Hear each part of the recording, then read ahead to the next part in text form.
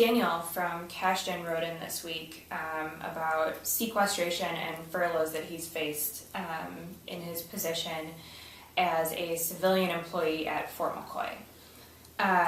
He has taken on a second part-time job in order to support his family because of the furloughs brought on by sequestration. So he's not only concerned about his own situation, but also the situation of his community. He says that he and others like him have much less spending power, and that's going to hurt the small businesses in their community. Is there any chance that the furloughs will be reduced or done away with? Daniel, you and your family are one of the classic examples of why I've been traveling around Wisconsin calling sequestration Latin for stupid spending cuts.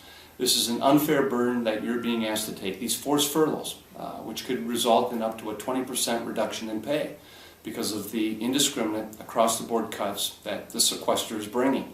And I want you to understand that the technicians, the civilian employees who are supporting our military troops and bases are not the problem. And yet you're being used as a scapegoat because of the large budget deficit that we're facing.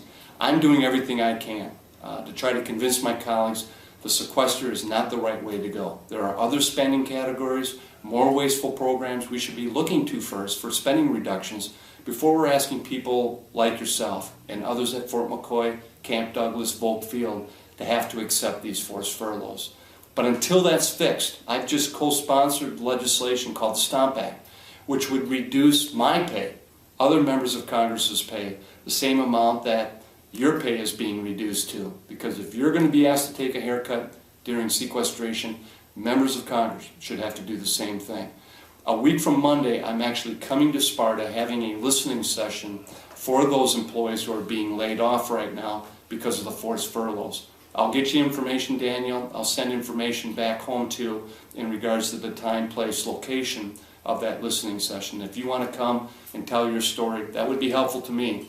So I've got stories to relay to my other colleagues in Congress that this is not the right policy. We need to fix it.